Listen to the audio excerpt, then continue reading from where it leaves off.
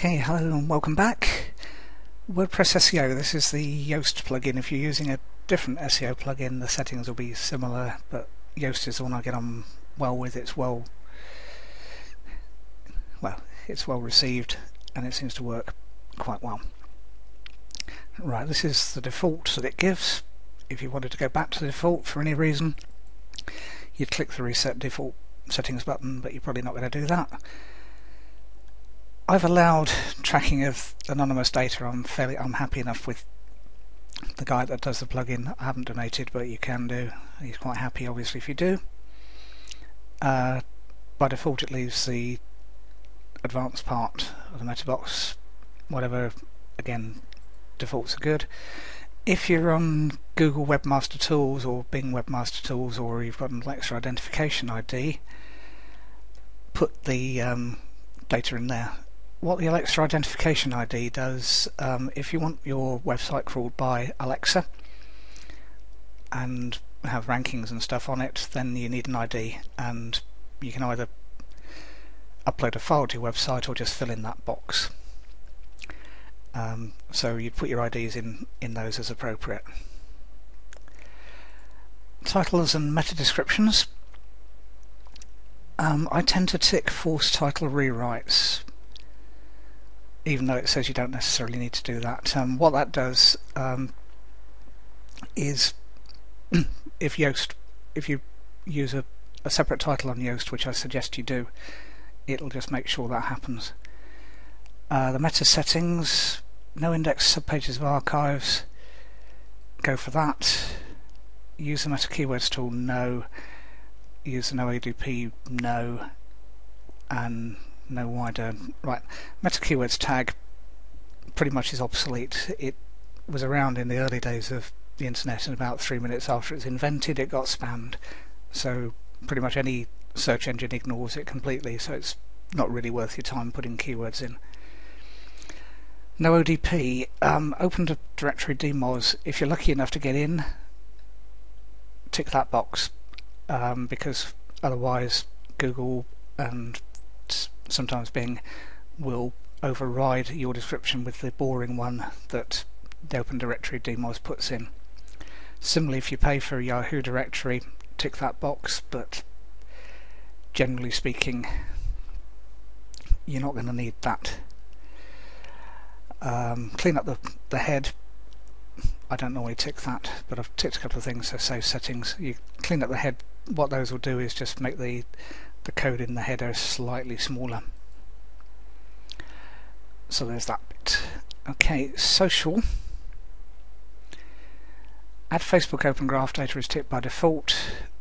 I don't tend to do anything with that, but it could be. So leave that, and if you've got anything to do with Facebook Open Graph where you even understand what it is, put stuff in. Front page settings, tend not to use. Twitter, if you want to add that, tick it, and if you want your username, put that in there, which will be your Twitter name without the @ sign. I tend to leave all of those as default. XML Sitemaps, they're useful because that saves having a separate plugin, and again it's ticked by default. What will happen is that every time you create a new post, it will amend your sitemap, which is useful because that means the search engine robots stand a better chance of crawling around. I'll typically also tick the ping Yahoo and ping ask, just because you can. It excludes media by default. Normally you'd leave those included, which is what happens if they're not ticked. And it's worth getting rid of categories, tags and format, because they just clutter up the sitemap, so tick those and then go for save settings. Permalinks we've already set to whatever it was, so don't need to set anything in that. Internal links I don't tend to go to. Enable breadcrumbs. If you want to do what's known as a breadcrumb trail on a site, which is another way of navigating around it, you can. You'll see that a lot on things like Amazon, where it says you're in this category and a subcategory of it or whatever, but for a smallish site, not worth going for and pretty much ignore.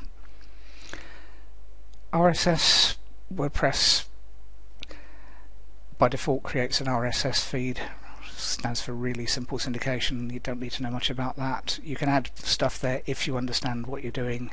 I tend to leave it as is. Import and export. If you've got a default Yoast thing, you can do it. Again, I tend not to use it. Edit files will almost certainly be scary, and you wouldn't want to do that, generally speaking. What the files though are robots text, which is basically line by line that says allow any robot to come in. Don't let it crawl around the CGI bin, don't let it crawl around any of the back-end WordPress stuff or anything else. So the defaults are sensible, leave them as that. htaccess file, scary thing to amend, and if you do, on your own head be it, because if you get it wrong it can mess up your whole site. So that's the Yoast SEO plugin. We'll show you how to use that on actual post in another video, but that's it for the default.